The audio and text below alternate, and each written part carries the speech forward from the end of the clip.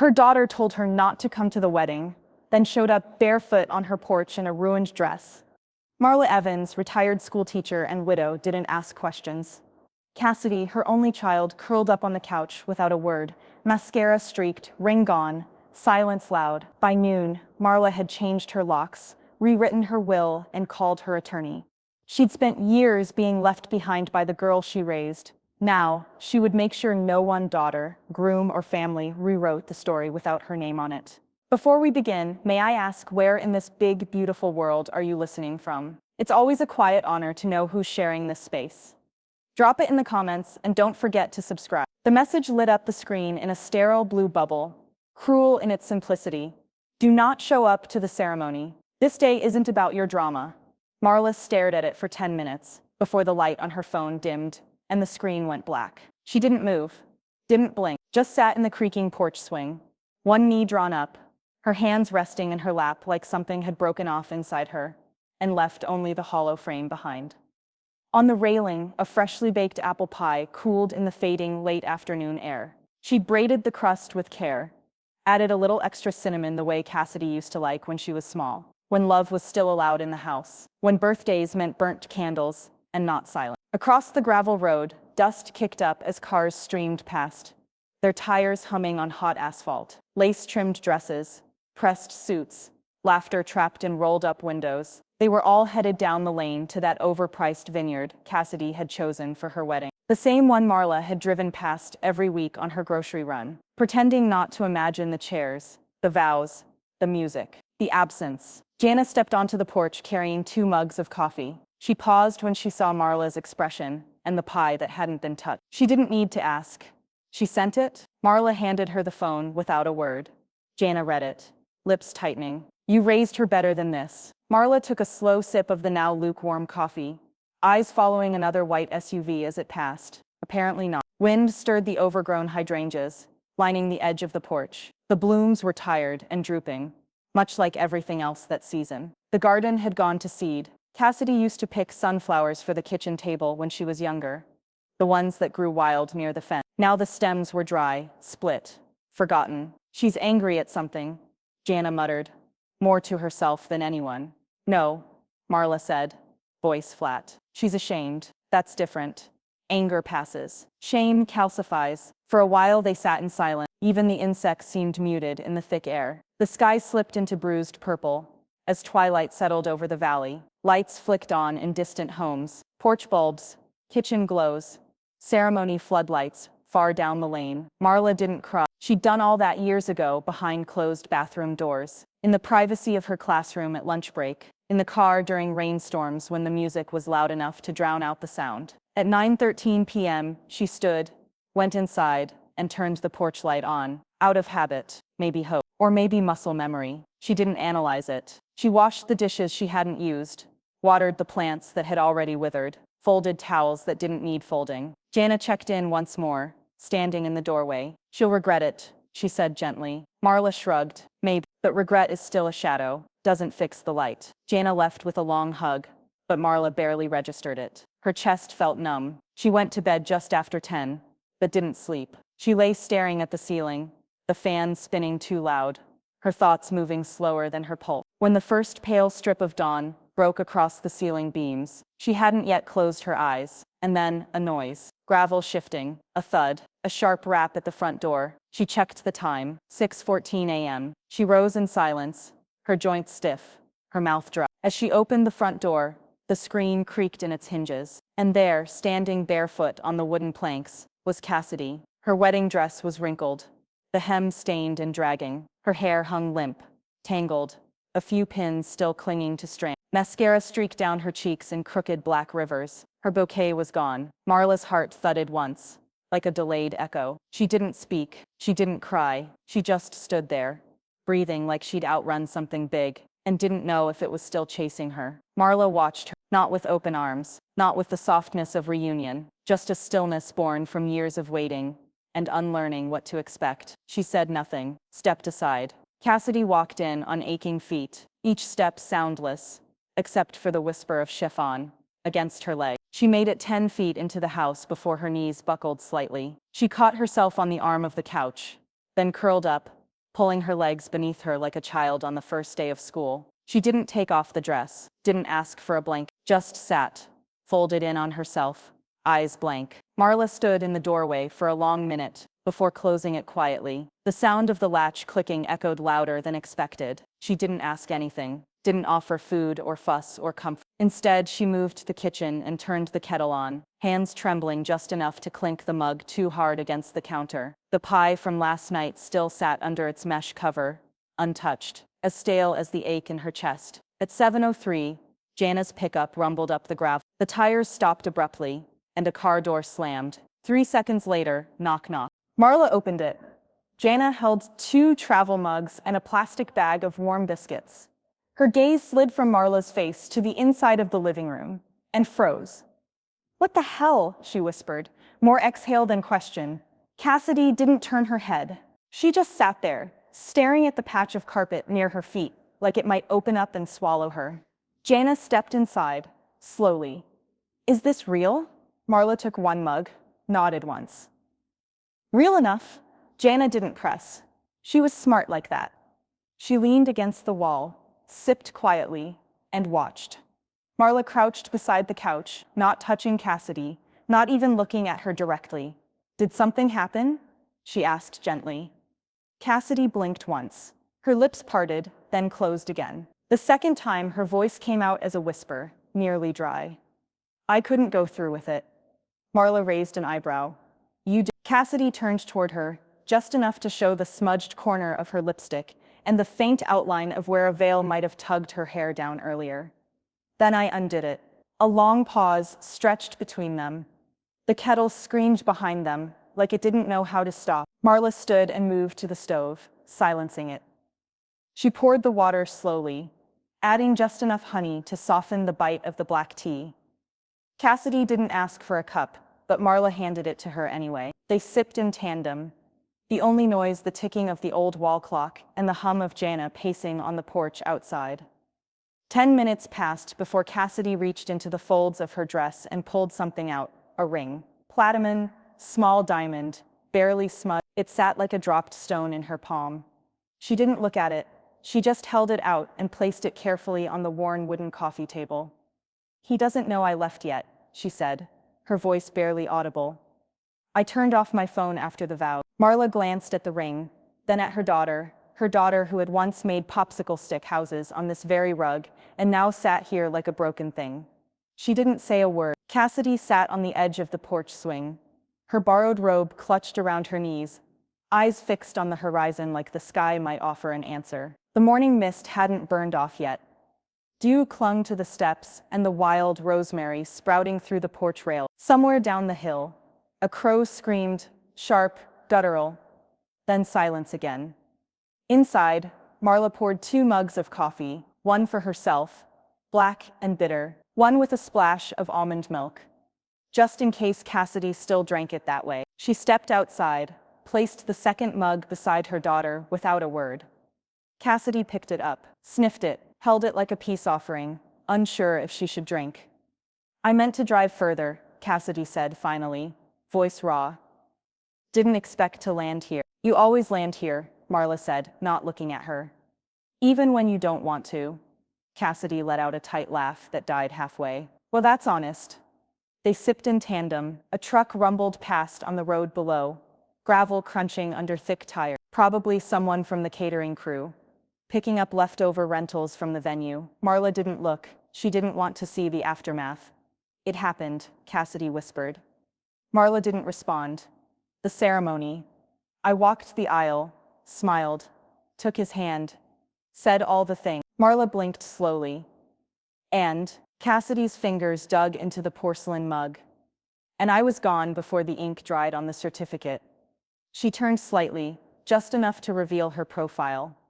The smudged remnants of mascara clung to her lower lash. Her voice cracked as she added, "I went through with it." Then something cracked open. I couldn't breathe during the photos. I couldn't stand his hand on my back. Marla said nothing, but her grip on the mug tightened until her knuckles turned white. "Cynthia cornered me before I left the dressing room," Cassidy continued. "She said I was lucky, that I should keep it together because it wasn't about me. It was about image. And Ethan, he didn't say a word until we were alone. And even then, it was just correction. Correction. Marla asked, sharp now. Cassidy nodded, eyes glassy. He told me I was too emotional, that my dress wasn't fitted right, that I needed to get it together before the dinner toast. Marla's lips pressed into a flat line. Her shoulders went rigid, but still she didn't interrupt. I wanted to leave right then, Cassidy said, but people were watching. I thought if I just got through the night, I could breathe later. Marla exhaled through her nose. That's how people disappear inside themselves. I never even looked at the crowd, Cassidy added. Softer now. I didn't care if you were there or not. Marla stood, slowly, not in anger, in defense of herself, of everything she'd buried for years. She faced the yard and held her coffee with both hands. That, she said, is the part that hurt. Cassidy's throat bobbed. She looked down at her bare feet. I didn't mean it that way. But you meant it, Marla said. And I don't want you to pretend now. Silence fell between them again, not bitter, but brittle, thin ice over deep water. After a minute, Cassidy murmured, I think I picked the wrong life. Marla didn't answer. Not at first. Instead, she walked inside, her footsteps solid on the old wooden floorboards. The living room held shadows and old air. She crossed to the oak cabinet near the fireplace and unlocked the bottom drawer with a key on a chain around her neck. Inside were dozens of envelopes, some bent from return mail stickers, some never opened, all addressed in her own tight script. Miss Cassidy Evans, birthday card, graduation notes, Thanksgiving letters, and others, the kind she'd written just to feel like she still existed in Cassidy's world. Marla pulled them out and laid them gently on the coffee table, one stack at a time. Cassidy followed her in, stood frozen in the doorway. What are those? She asked, already knowing. Marla looked at her, calm but firm. Things I wrote when I still thought I was allowed to love you out loud. Cassidy stepped closer, slowly, as if approaching something wild that might run. She reached down and touched the top envelope. The letters sat like a loaded confession between them. Quiet, rectangular testimonies sealed in pale blue, cream, and floral patterned envelopes. Some were crisp and new-looking, others bent at the corners, softened by time and effort. Marla didn't touch them again after she placed them down. She simply stepped back and let them exist in the space they'd been denied. Cassidy hovered, arms folded as though proximity alone might scald her. The air in the room had turned heavier, thicker, like rain pressed against glass. I'm not, Cassidy began, then stopped. Marla didn't look up from her coffee. You don't have to explain anything, she said. Reading them or not. That's your choice. Cassidy lowered her arms, then reached out and picked up the envelope at the top. It had a small sticker sealing the flap, a faded butterfly she probably hadn't noticed the first time it came in the mail. She opened it slowly, like it might detonate. Her eyes scanned the page. Then she reached for another, tore it more carelessly, then another. By the fourth letter, her hands began to tremble. A visible shiver ran from her shoulders down her spine. Why didn't you stop? She whispered, the paper clenched in one fist. After I returned them, after I told you to stop reaching out. Marla finally looked at her, steady, quiet. Because love doesn't stop, even when you block the sender. Cassidy's chin quivered, but she didn't cry. She folded the letter slowly, as though restoring a broken thing piece by piece. I told myself you only wrote these to make me feel guilty. And did you? Marla asked gently. Cassidy nodded once, but not the way you think. I felt guilty for how easy it was to throw you away. Outside, wind stirred the oak branches. The garden gate creaked once, then settled again. The scent of cinnamon and dish soap lingered in the kitchen air. Marla didn't speak. She let the moment widen between them, a silent stretch neither of them tried to fill with comfort. The door creaked open and Janice stepped in, balancing 2 bags of groceries. She stopped cold when she saw Cassidy with the letters spread in front of her. Marla offered a small, almost imperceptible nod. She's reading. Jana's lips pursed. She placed the bags on the counter and walked over, arms crossed like armor. Just be careful, she said, her voice low. A tear doesn't always mean remorse. Could just be the wind change direction. Cassidy blinked, but said nothing. Jana left the room without another word, the sound of a back screen door clicking shut behind her. I'm not hiding, Cassidy said after a moment. I didn't come here to duck his calls or play wounded. I didn't know where else to go. Marla lowered her gaze. You don't. Cassidy flinched as if struck. But, Marla added, standing slowly, that doesn't mean you can't earn a place here again. If you want something. The light flickered above them, the old bulb stuttering before steadying. Cassidy's expression fell into something caught between shame and sudden understanding. She looked around the house, really looked at the worn rugs, the sun-faded bookshelves, the handmade coasters she once painted in middle school and forgot. This place, she murmured, almost to herself. It still smells like home. It never stopped being one. Marla said. You just stopped treating it like one. Cassidy lowered herself to the floor beside the coffee table, cross-legged like she was 10 again.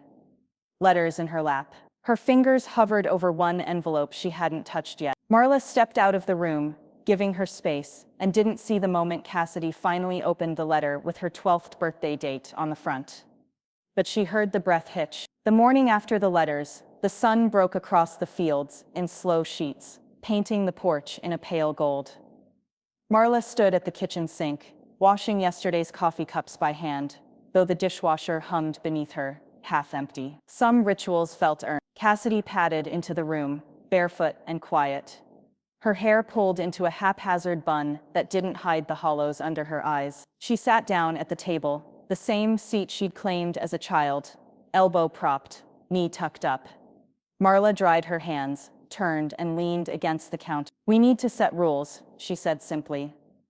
Cassidy blinked. Rules? No drama, no lies, and this house isn't a pit stop between mistakes. You don't get to come in and treat it like a halfway motel for when things fall apart. A pause. Cassidy crossed her arms. I'm not doing that. I'm not debating it. I'm setting a boundary. Cassidy's jaw twitched. Okay, she said, the word like gravel in her throat. Fine. Marla didn't smile. Good. Jana let herself in 30 minutes later with 2 bags of groceries and a bundle of thyme from her garden. She raised an eyebrow at the tension in the room. Smells like restraint and buried rage in here. Marla gave her a small shrug. Jana shook her head. Just remember, you're not her doormat anymore.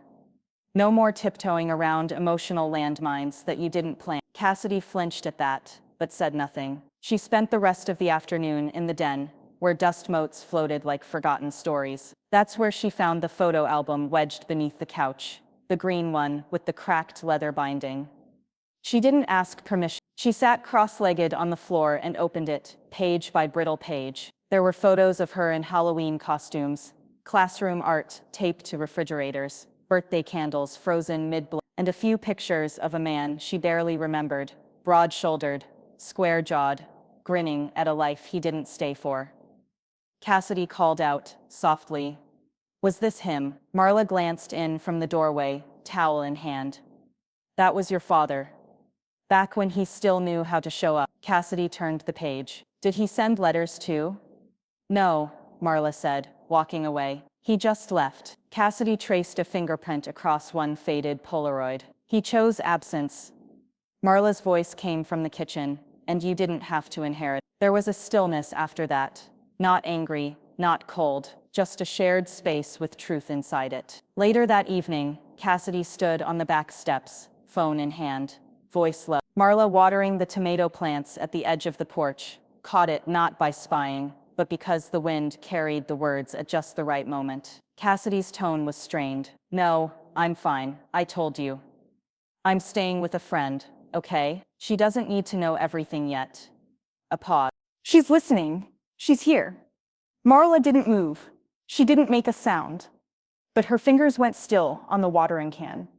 When Cassidy ended the call, she turned around to find Marla leaning on the porch railing, her face unreadable in the fading light. You lied, Marla said quietly. I didn't. You did. And worse, you're still letting him pull the strings. Cassidy paled. It's not like that. Then what is it like? I didn't know how to tell him I needed space. Marla's stare didn't soften. Space isn't silence, and silence with a manipulator isn't safety. Cassidy looked down, cheeks flushed. I didn't mean to involve you. You already did. Cassidy stepped forward. It's not what you think. I think, Marla said, pushing herself upright. You showed up here, needing a mother, but forgot that I'm not a fool. She turned and walked inside, leaving the screen door open behind her. Marla stood in the quiet of her office, the low hum of the desk lamp casting amber across the walls. Her laptop screen glowed with the soft blue of a cellular account login. She hadn't planned to snoop, hadn't wanted to become the kind of mother who looked through digital footprints like a detective. But the unease in her gut had been growing roots all week. 6 outgoing calls to Ethan Bowers, all in the last 72 hours. One of them after they'd planted tomatoes together. One after Cassidy had cried while reading an old letter. One the night Cassidy claimed she just needed air and walked the length of the gravel driveway like grief on legs. Marla closed the tab without breathing. Then she exhaled like a person pulling her hand from a flame. She didn't say a word about it the next morning. She simply went about her day. Egg salad for lunch, laundry folded with militant precision, the vacuum pushed across the wood floors with too much intention. By the time Janice swung by with a basket of apples and a look that said, "What now?" Marla already had a plan. "Change the locks," she said, pouring 2 glasses of lemonade. Jana blinked. "You sure?" Marla nodded. "Keys disappear. Trust doesn't." Jana set the apples down. "You want me to do it today?" Before sunset. They worked in quiet rhythm. Screws loosened, cylinders replaced, a new hiding spot chosen for the spare that used to live beneath the porch frog statue. Cassidy wasn't home during the switch. When she returned, the click of the new lock stopped her at the door. "What the hell?" she asked, rattling the knob. Marla opened it from the inside. "We had a locksmith out, just updating things." Cassidy stared. "Why wouldn't you tell me?" "Didn't think I needed to." There was a beat of silence, long and electric. Cassidy narrowed her eyes. "You don't trust me." Marla gave a small, tired smile. "I've been burned in my own kitchen before. Not again." Cassidy flinched like the words had slapped her. "I'm not trying to hurt you," she muttered, brushing past Marla and heading straight to her room. "No," Marla whispered to the empty hallway. "You're just not sure who you're protecting." An hour later, thunder rolled in from the south. It came slow and heavy, like a warning with boots on. Cassidy left without a word, denim jacket thrown on over her shoulders, earbuds in. The screen door slammed behind her. Marla didn't follow. By the time night fell, the house smelled of roasted squash and simmering thyme. Marla ate alone, a book open on the table but unread. Outside, the rain came hard, slapping the windows, hammering the porch roof like an angry guest. She didn't expect to hear the door again. But just after 10 p.m., it opened slowly. Cassidy stood in the frame, soaked through, hair plastered to her face. Her eyes were rimmed red, but no tears fell. Marla handed her a towel, without a word. Cassidy took it, wrapped it around her shoulders, and sat on the floor, right there in the hallway, dripping silently onto the hardwood. Marla didn't speak. She just walked into the kitchen to make tea. While the kettle boiled, she passed the office, catching a flicker of light on the laptop screen. Cassidy had left it open. Marla glanced and stilled. The email stared back at her. Subject line, draft POA request, financial oversight for Marla E. Sender Ethan Bowers. Body, if she's softened, now's the time. Get her to sign anything that looks routine. Once I have control, you're out of the mess. Marla's stomach turned to stone. The pen felt heavier than it should have. Marla pressed it slowly to the paper, as Raymond guided her through the final clause, his office smelling faintly of coffee and cedar. A document titled, Durable Power of Attorney Override, sat between them, already initialed on the corners, already notarized. There, Raymond said, sliding the last signature page forward. With this, no one, blood or otherwise, can touch a cent without your full conscious consent. Marla signed. Her handwriting trembled, but the lines stayed straight.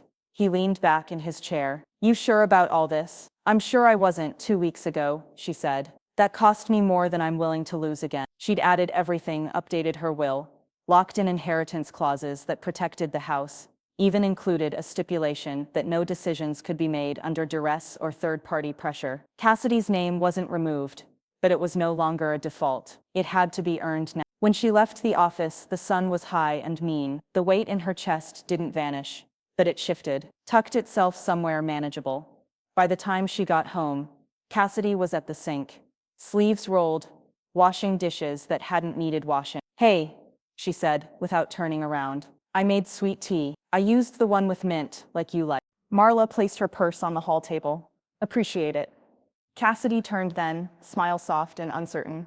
Her eyes scanned Marla's face like she was searching for a crack, a seam to pry open. "You doing okay?" she asked. "I'm doing what needs to be done," Marla replied. Then she stepped out back, walked to the overgrown garden beds, and stared down at the sea of weeds that used to be tomatoes and bell peppers. Cassidy followed, drying her hands on a dish towel. "Want me to clear those?" Marla didn't look at her. "It's not a punishment, but it's not optional either." Cassidy hesitated. "You want me to fix it?" "No. I want you to sweat." Cassidy blinked. "You want to be part of this house? Then take care of it," Marla said. "Start with what's dead. Make room for what can still grow." She turned and walked back inside. All afternoon, Cassidy pulled and clipped and cut. Marla watched from the kitchen window. It was messy work. Cassidy moved slowly, hands clumsy with the clippers, sweat slicking her hair back, dirt streaked her shirt. At one point, she sat down in the mulch and just stared at the tangle of vines like they'd insulted her. But she didn't quit. By evening, the outlines of the beds were visible again. Earth returned to shape. Jana dropped by just before dusk, sipping from a mason jar of lemonade. She leaned against the counter, watching Cassidy out the window. "She looks exhausted," Jana said. "She should be," Marla replied. Jana turned to her. "She's softening." Marla didn't look up from slicing cucumbers. "Then let her prove it, not perform it." Later that night, Cassidy came inside with blistered hands and smudges on her cheek. She didn't speak, just poured herself water and sat at the kitchen table. Marla passed her a salve for her palms. They didn't exchange a word. The quiet settled in, not cold, not warm, just necessary. Marla's phone buzzed on the counter. Unknown number. One new text. "He's coming. He wants to talk to you. Tomorrow." Marla stared at the screen. Her thumb hovered over the lock button. Cassidy looked up from her water. "Who was that?" Marla didn't answer. Next day, the gate creaked once as the black Lexus eased up the gravel drive. It was freshly washed, gleaming against the backdrop of Marla's unmanicured hydrangeas and sun-baked lawn, the kind of car that looked like it came with its own cologne. Marla didn't move. She stood barefoot on the porch in a faded flannel shirt, a cold mug of coffee cupped in both hands. Ethan stepped out, perfectly pressed in navy slacks and a pale pink button-down. His hair was immaculately combed, his expression dialed somewhere between worry and entitlement. "Morning, Mrs. Evans," he called as if this were a neighborly drop-in and not a planned ambush. She didn't answer, just nodded once. He walked toward the porch, slow and purposeful, his dress shoes crunching faintly on the gravel. "I came to talk," civilly he said, resting a manicured hand on the railing. "Cassidy's been off. She's confused. I'm not here to make things worse." Marla's voice was quiet but clipped. "Step back from the stairs." Ethan froze mid-step, but smiled as if they were playing a game. "Marla, come on. I'm just trying to help. She's fragile. You know that."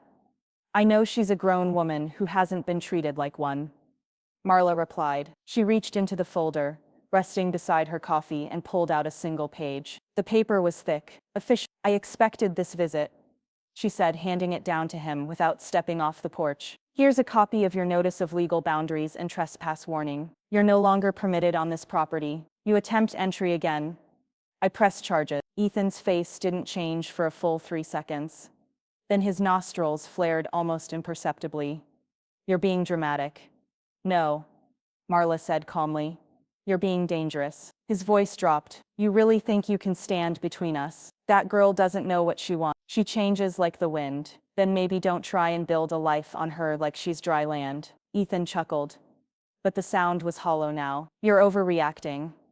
"No," Marla said again, meeting his eyes like steel. You're overestimating. From the corner of her eye, she caught movement at the window. Cassidy, standing behind the sheer curtain, watching. Marla didn't turn her head. Neither did Ethan. "She told me everything," Marla continued. "The taxes, the access, the power of attorney request. You wanted control. You're not getting it here." His smile faltered then, mouth twitching at the edges. For a moment, the polish slipped. Just a flicker, enough for Cassidy to see from behind the glass. "You know what?" he said, folding the paper sharply in half. "She's going to spiral without me, and you'll be stuck picking up her pieces again. You always were." Marla walked to the screen door and held it open without a word. Ethan turned back toward his car, his shoes louder this time. As he opened the door, he paused just long enough to say it low and sharp, like something that slithered. "You're going to regret this." Then he was gone, tires crunching away, a puff of dust rising behind him like smoke. Inside, Cassidy backed away from the window. Her face was pale, jaw clenched. Marla came inside and set the empty coffee mug in the sink. "You saw?" she asked. Cassidy nodded. "I've never seen him talk to someone like that." Marla's voice was even. "That wasn't the first time he had. It's just the first time someone didn't back down." Cassidy looked away, shoulders stiff. "I didn't think he'd actually come here."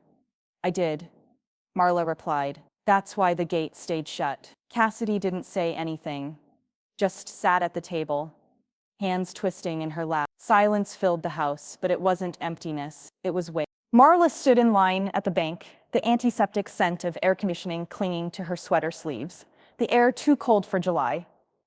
She'd worn her good flats, the scuffed black ones she only took out for meetings that mattered. Her thumb brushed the envelope in her bag, passwords, documents, and the one thing Ethan hadn't expected: her clarity. At the counter, she didn't hesitate. "I need to dissolve the shared trust and open a new account. No cosigners, no legacy access." The banker blinked, trying to mask surprise, then nodded. "Of course, we'll need to confirm identity." Marla leaned in. "And I want to add a clause, undue influence protection, just in case someone tries to speak for me later." 2 hours later, it was done. Every automatic draft, joint login, and legacy beneficiary tied to her estate was scrubbed. She walked out lighter, though her chest still ached like it held its breath for too long. That night, Cassidy found the folder on the kitchen table. The banking documents, the changes, her name nowhere. She stood there, arms crossed, her voice sharp. "So that's it? You're just cutting me out?" Marla didn't flinch. "You were never cut in." Cassidy's eyes flickered, wounded. "I thought we were." "You thought wrong," Marla said, voice low, steady. "I love you, Cassidy, but love doesn't entitle you to the deed, or the password, or the right to rewrite what I've earned." The next day, Jana stopped by with a basket of tomatoes and a grim expression. "You need to sit down for this," she said, closing the screen door behind her. Marla sat, lips pressed. Jana opened her tablet, tapped twice, and held it up. "I had Ray look into some filings. Ethan and Cassidy submitted a joint tax return, with your name listed as a dependent." Marla's hands curled slowly against the tabletop. "That's fraud." Raymond said it wouldn't have gone through too many red flags, but if it had, they both knew the answer. That night, Cassidy hovered in the kitchen, arms limp at her sides. Her hair was pulled back messily, like she hadn't slept. "I didn't know," she said. Her voice cracked like something old and waterlogged. "I didn't think he'd actually file it. He said it was just paperwork. Said I didn't need to understand everything." Marla stirred the soup, without looking up. "You believed him." "I didn't want to," Cassidy whispered. "But I didn't know what else to believe." Silence bloomed between them, thick, hot. The only sound, the dull clink of the wooden spoon against the pot. Finally, Marla turned around, eyes fierce. "Do you know how many women end up robbed by their own children? How many second chances get spent funding someone else's recklessness?" Cassidy's eyes filled, but she didn't speak. This time, Marla didn't fill the gap for her. Later, as twilight folded over the house and cicadas began to rasp their slow song, Raymond called. "I looked at the filing details," he said. "If that form had cleared IRS checks, Ethan could have claimed you as his dependent. That would have opened the door to more financial decisions, medical proxies, control." Marla said nothing, just watched the porch light flicker once, then settle into steady glow. Cassidy stood outside, her silhouette dimmed through the curtain, shoulders curled inward, phone in her hand. She wasn't calling anyone this time, just staring at the blank screen, like it might hold absolution. The photo had curled slightly at the edges over the years, a soft wave in the paper where condensation from the freezer had once kissed it. Marla pressed it flat again with trembling fingers, smoothing it against the cool white door, like it might settle the storm still humming under her ribs. In the picture, Cassidy was no older than 4, red overalls, gap-toothed grin, one jelly-stained hand raised like she was mid-sentence, probably asking for more peaches. Clara had taken it, Marla remembered. Late June, sticky heat, and Cassidy had climbed halfway into the fridge looking for popsicles. She stepped back, staring at the image, then stepped aside and left the kitchen. She stopped mid-stride when she saw the photo. For a moment, she didn't move. Then slowly, she walked up and pressed her fingers to the paper. She studied it the way someone reads a name on a headstone. Tender. Without a word, she reached for the notepad near the coffee maker and peeled off a sticky note. In small, neat letters, she wrote, "I remember this dress." She pressed it just to the right of the image, then backed away. Not with laughter, or flower fights, or sentimental soundtrack moments. Just quiet, rhythmic work. Marla chopped onions while Cassidy rinsed potatoes. Oil hissed in the pan. Garlic hit the air. The kitchen smelled like something trying to come back to life. Marla passed the wooden spoon without being asked. Cassidy stirred slowly, carefully, like the meal might fall apart if she wasn't gentle. "You still like thyme?" Marla asked, not looking up. Cassidy nodded. "I forgot that you knew that." Just stopped being asked. They ate in the sunroom. Soup, cornbread, and silence, broken only by the occasional clink of silverware against bowl. Midway through the meal, Jana appeared with a mason jar of peach preserves and a small She placed it on the table and nodded once at Cassidy, before drawing her into a hug. Cassidy froze, then let herself lean in. Cassidy blinked fast, pulling back, her voice small. "I don't deserve this." Marla didn't even pause. "It's not about deserve, it's about whether you're ready." Cassidy opened her mouth, then shut it. She nodded. That evening, the sun dipped low, casting copper light through the porch screens. Cassidy sat, curled in the old recliner, legs tucked under her, eyes heavy, but open. She checked it, froze, then stood and walked to the doorway. Her voice was quiet. "It's a voicemail from Cynthia." Marla turned slowly. "What did she say?" Cassidy swallowed. "She said she wants to mediate privately. Said she can help me fix this before it becomes public." Marla raised an eyebrow. "Before what becomes public?" "I don't know," Cassidy said. But her tone, it wasn't about me. It was about control. She held out the phone like it burned in her hand. Cassidy hits play. Cynthia's voice crackles through the speaker. "If you want to preserve any chance at a future with Ethan's family, you need to get her to sign something. Privately. Before she talks." Cassidy sat across from Cynthia at the corner table of an upscale cafe downtown. The kind with linen napkins that didn't match the casual air of the town. It was early, barely 9-hour a.m., and the sunlight filtering through the high windows gave everything a soft, deceptive warmth. Cynthia sipped her espresso slowly, then set the cup down with precision. "You look tired," she said, voice dipped in faux concern. Cassidy didn't bite. "You wanted to meet. Let's just make this quick." Cynthia's smile was thin, like a pencil mark over fine china. "I think we can both agree. This entire situation has gotten unnecessarily messy." Cassidy kept her eyes steady. "What situation?" "Oh, darling," Cynthia sighed, dabbing the corner of her lip. "Your mother, the online records, the talk around Ethan's investors. We need to control the narrative before it spirals." "There's no narrative," Cassidy said flatly. "There's just truth." "Truth is pliable," Cynthia said. "I'm trying to help you protect what's left of your future. We draw clear lines. Your mother remains quietly uninvolved. No public statements, no claims, and we work on rebuilding your image." "You mean your son's?" Cynthia's expression didn't change, but her voice lowered. "You owe him, Cassidy. You left a wedding. You embarrassed his family. We all suffer when women make emotional decisions." Cassidy leaned back slowly, the chair creaking under her. "I'll tell you what I won't do," she said. "I won't lie for him, or for you. Cynthia's jaw tightened. This is your last chance to fix it privately. Cassidy stood, tossing her napkin on the table like a flag of refusal. Then let it go public. Back at the farmhouse, the front screen door groaned open before Cassidy had even stepped onto the porch. Marla stood there, a dish towel in her hand, unreadable expression on her face. I met her, Cassidy said. I figured, Marla replied, holding the door open. Come in and tell the whole thing. No summaries. Cassidy did. Every word. No trimming.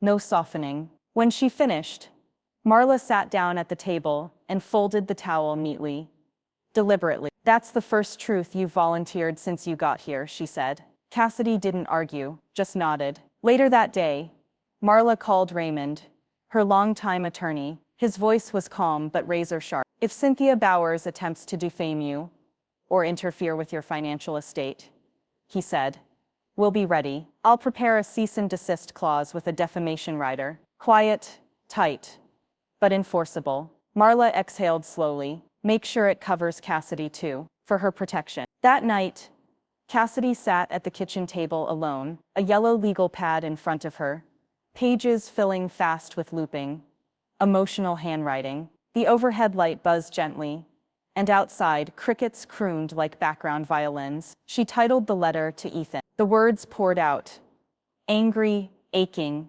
ashamed, but every line was clear.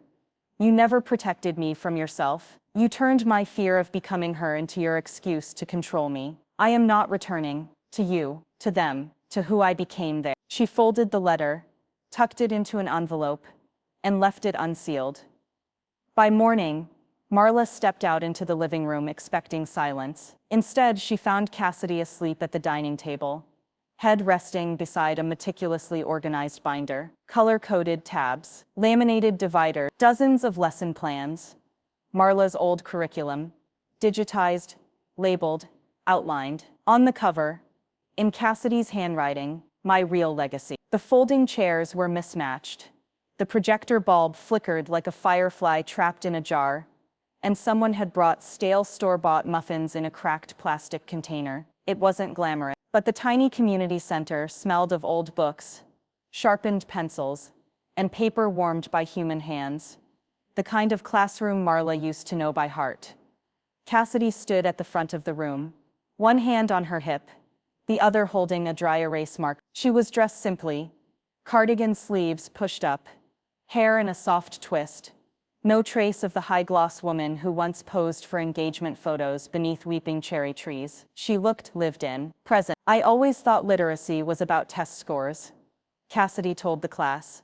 7 women, 2 older men, all adults chasing a second chance. But I was wrong. It's about reclaiming your voice, not borrowing someone else's. In the second row, behind a potted fern, Jana shifted slightly and scribbled something in the margin of her notepad. After class, she stepped outside and called Marla. Just 5 words. She's not faking this time. Marla didn't reply, but she showed up 2 weeks later, unannounced, for the final session. Cassidy blinked when she saw her, a flicker of nerves, quickly masked. She nodded without breaking her rhythm. The students were working on closing paragraphs to personal essays. Cassidy roamed between desks with a red pen and a gentle voice. At the end, as everyone packed their things and sipped the last of the lukewarm coffee, Cassidy turned toward the whiteboard. I wasn't going to do this, she said, marker cap twisting nervously in her fingers. But I have someone here who taught me more than I was ever willing to admit. She looked at Marla. Would you come up here? There was a hush, then the soft rustle of shifting coats. Marla hesitated only for a moment. She walked slowly, heels echoing against the linoleum floor, until she stood beside her daughter at the board. She looked out at the room and didn't bother with polish. The first story I ever taught her, Marla said quietly, was how to say goodbye properly, not to people, to shame, to silence, to self-erasure. She glanced sideways. Cassidy's eyes glistened, but she didn't blink them back. I think she finally wrote the rest of the story herself. There was a long pause, then light applause, not performative, just honest. Later, when the chairs were stacked and the lights dimmed to a soft amber hum, Marla sat in the back of the room, while Cassidy cleaned the board with wide, methodical swipes. White residue clung to the surface in ghost-like shapes. It reminded Marla of her own years. The ritual of erasure, the start of something new, the hope that tomorrow's lessons might be clearer. "You were good," she said softly. Cassidy turned, marker in one hand, eraser in the other. "You left me the map. I wasn't sure you'd read it." Cassidy set the supplies down, walked over, and reached into her tote bag. "I wrote something," she said. "It's not about the wedding, or Ethan, or the drama." She held out a sealed envelope. Marla didn't take it yet. "What is it then?" Cassidy met her eyes. "It's about you, from me, just us." Marla reached out, the paper cool against her fingertips. She didn't open it. "I don't have to read it," she said. Cassidy smiled, tired and real. "No, but I hope you will." The envelope was thick, not fancy, not lined with gold foil or embossed initials, just honest, creased at the corners and sealed with tape instead of glue. Marla ran her thumb over the edge, then slid it open with a letter opener that had been gathering dust in her desk drawer since the day Cassidy moved out. The first page was messy, not careless, just human. Ink smudges where her hand had hesitated. Words crossed out and rewritten. Cassidy's handwriting, once bubbly and round, had sharpened, matured, weathered. "Mom, that's what I used to call you before I convinced myself you didn't earn it." Marla blinked, breath held. The page trembled slightly in her grip. "This letter isn't a performance. It's not an apology tour. You deserve more than that. So, I'm just going to write, and let it be ugly, if it has to be. I remember the first time I was ashamed of you. I was 12. A boy at school said your minivan smelled like chalk and soup. I laughed with him. You drove me to piano practice that same night, humming like nothing happened. I don't think I ever told you, but I started packing perfume in my backpack after that. Not for me, for the car." The page rustled as Marla turned it, her throat tightening. "Over the years, I didn't just drift, I imputated. I let Ethan talk about you like a bad smell you couldn't quite air out. I let Cynthia correct the way I spoke, the way I dressed, the stories I told about my childhood. I let them frame you as the unfinished part of me I had to edit out to be palatable.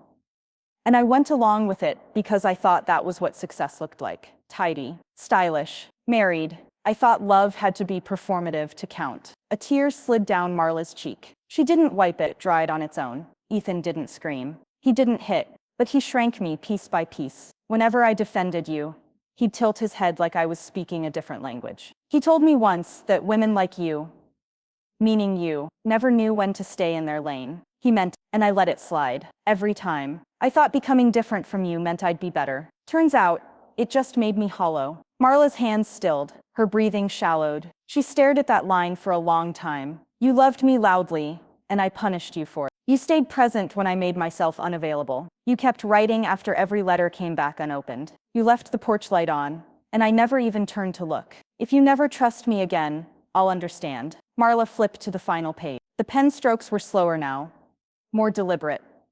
"But if you do, if you can, I want to build something that doesn't erase where I came from. I want to rebuild, not resume. And I won't ask you to guide me this time. I'll ask you to walk beside me." Cassidy. Marla didn't move. She sat in that quiet room for several long minutes, the hum of the old ceiling fan whispering over the paper in her lap. Then she stood, steady, wordless. She opened the front door. Cassidy was there, curled on the porch swing, like a girl half her age. Knees tucked to her chest, a sweater wrapped around her shoulders. The morning light was dim, but kind. She looked up, eyes rimmed red, expecting nothing. Marla held the letter up. "I read it." Cassidy nodded once, unsure. Marla nodded back. "Now," she said, voice calm but firm, "we can start." The earth was stubborn, packed tight, and sun-scorched from years of neglect. Marla's shovel hit something hard.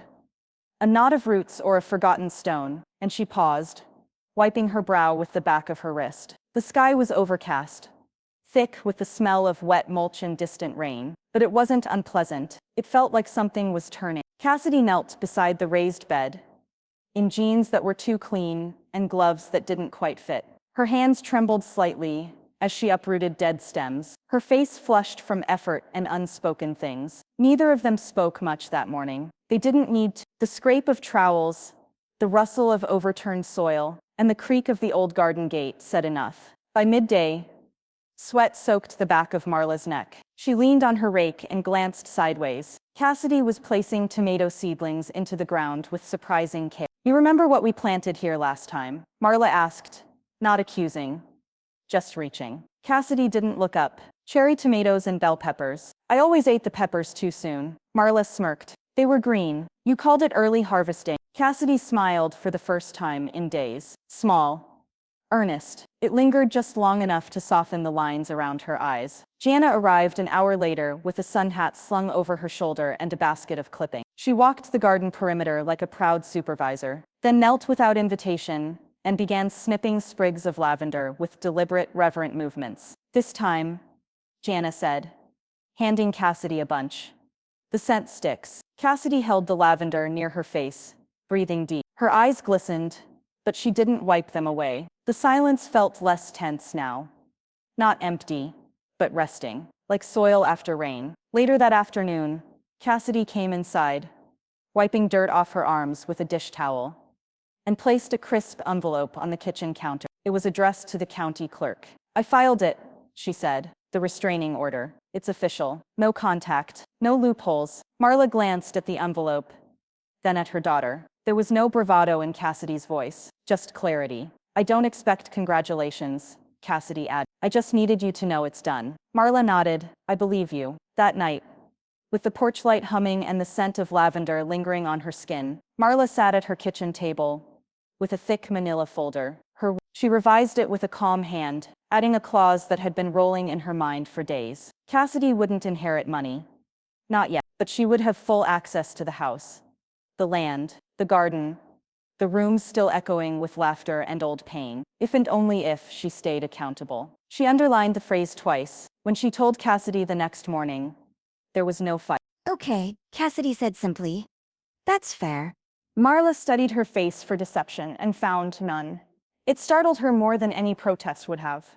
By the week's end, the garden beds were blooming in neat rows. Basil, thyme, green onions. A fig tree in the far corner had new buds. Cassidy took photos, but didn't post them anywhere.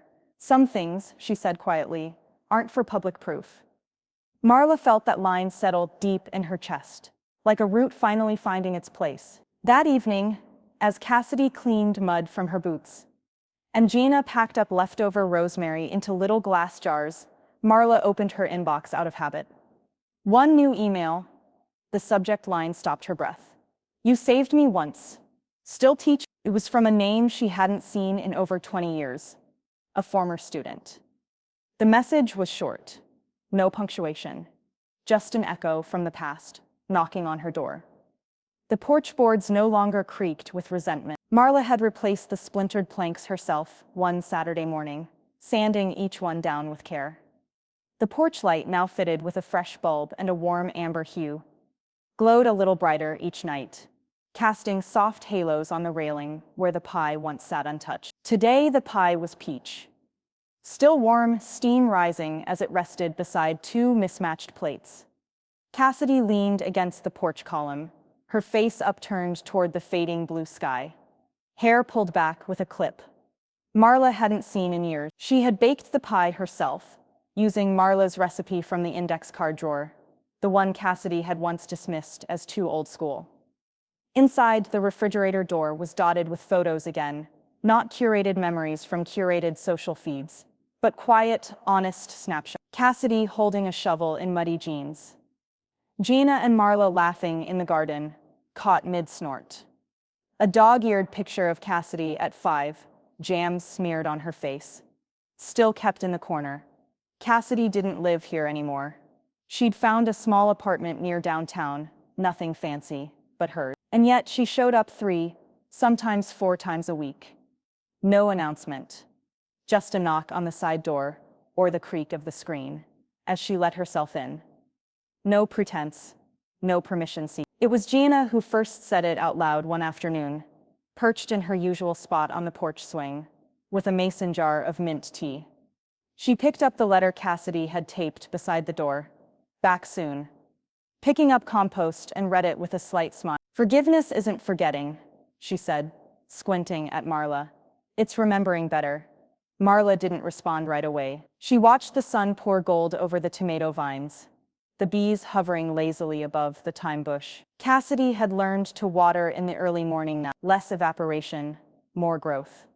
That night, after dinner, Cassidy rose from the table with her plate, scraped the crumbs into the compost bin without being asked, and leaned her hip against the counter. "Thanks for leaving the light on," she said quietly. Marla folded her dish towel, smoothing it like a cloth over old grief. "I was never waiting," she said, "just not locking the door." Cassidy nodded once, her eyes glimmering, but not breaking. That was the new rhythm between them. Not sobbing reconciliations or sweeping declarations. Just clean plates, open doors, shared soil, and silence that didn't wound. As twilight settled over Asheville, the hum of summer crickets filled the quiet edges of the farmhouse. Marla stood at the porch railing, arms crossed loosely over her chest, watching Cassidy's taillights disappear down the long gravel drive. She didn't feel the familiar ache anymore when Cassidy drove away. The departure no longer felt like abandonment. It was just space between visits. She stepped back inside and closed the door behind her. Not locked, just latched. On the table was a printed email. She still preferred hard copies. It was from the student who'd written weeks ago, the one she thought had forgotten her. "I tell my own students now. Someone believed in me before I believed in myself." Her name was Marla Evans.